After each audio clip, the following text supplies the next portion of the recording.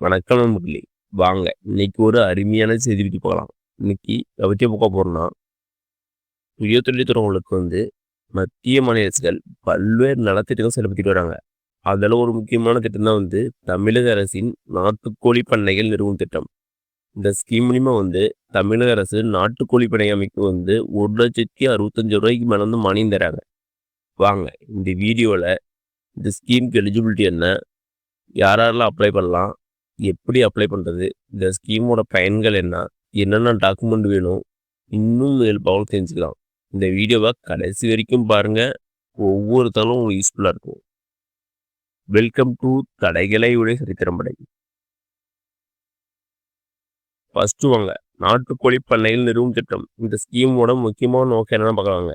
இந்த ஸ்கீமோட முக்கியமான நோக்கம் என்னென்னா, கிராமப்புற மக்களுக்கு வேலைவாய்ப்பு மற்றும் வருமானத்தை ஏற்படுத்தி மூலம் கிராமப்புற மக்களின் பொருளாதாரத்தை உயர்த்துதான் இந்த ஸ்கீமோட முக்கியமான நோக்கம்.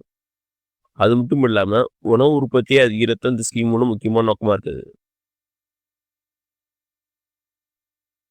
அடுத்தவங்க இந்த ஸ்கீமுக்கு எவ்வளவு மானியம் கிடைக்கும் பார்க்கலாங்க. தேர்ந்தெடுக்கப்பட்ட பயனாளிக்கு கோழி கொட்டகை கட்டுமான செலவு, உபகரணங்கள் வாங்கும் செலவு, உபகரணம் தீவன தட்டு, தண்ணீர் தட்டு வைக்கும் தட்டு, இது போன்ற உபகரணங்கள் மற்றும் 4 மாதங்களுக்கு தேவையான தீவன செலவு ஆகியவற்றின் அடிப்படையில் ஆகும் மொத்த செலவில் 50% அல்லது அதிகபட்சமாக மானியம் எவ்வளவு கிடைக்குன்னா ரூ. 1,65,602 வரைக்கும் மானியம் கிடைக்கும். இந்த மானியம் மாநில அரசால் வழங்கப்படும்.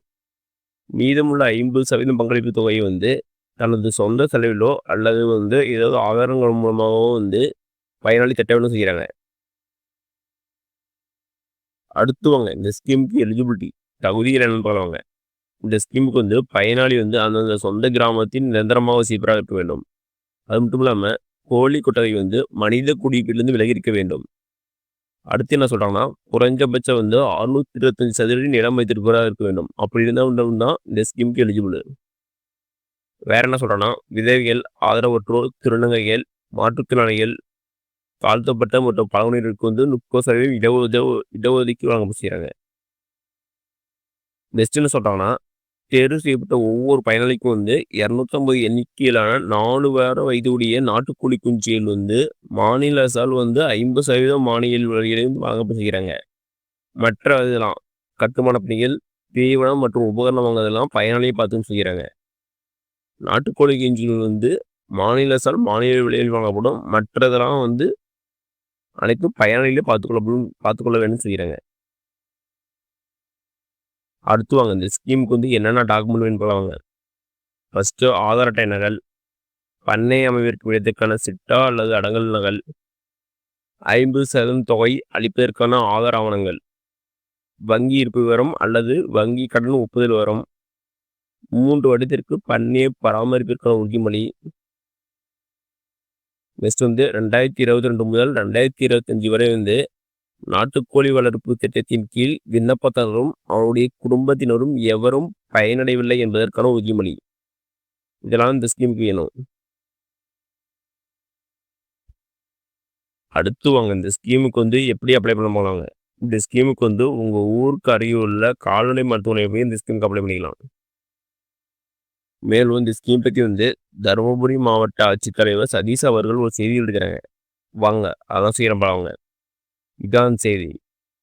என்ன செய்யறாங்கன்னா, நாட்டுக்கோழி பண்ணையில் நிறுவும் திட்டம். நாட்டுக்கோழி வளர்ப்பில் ஆர்வமுள்ளவர்களுக்கு ஒரு அறிவாய்ப்புன்னு சொல்லி கொடுத்து, கிராம வாழ்வாதாரத்தை மேம்படுத்துவதற்காக சொல்லி கொடுத்து 50 விழுக்காடு மானியத்தில் சிறிய நாட்டுக்கோழி பண்ணைகள் அமைக்கும் திட்டத்தின் கீழ் 10 அலகுகள் குறியீடாக ஒதுக்கீடு செய்யப்பட்டுள்ளது. தருமபுரி மாவட்டத்துக்கு 10 யூனிட் தான் அமைக்கலாம் சொல்கிறாங்க.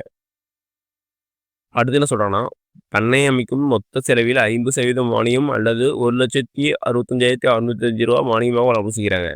மீதமுள்ள தொகை சொந்த நிதியாகவோ அல்லது வங்கியின் மூலமாகவோ பெற்றுக்கொள்ளலாம் சொல்கிறாங்க.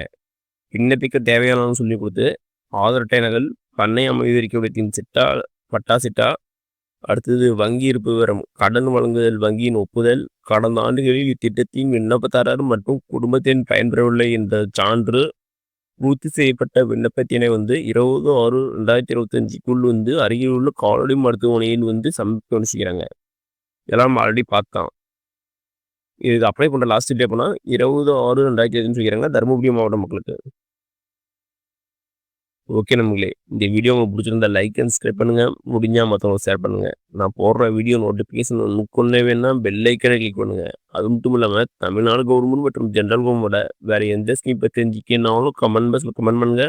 அப்போ உங்க வீடியோ அந்த ஸ்கீம் பத்தி டீட்டெயிலா போடுறேன். நன்றி, வணக்கம்.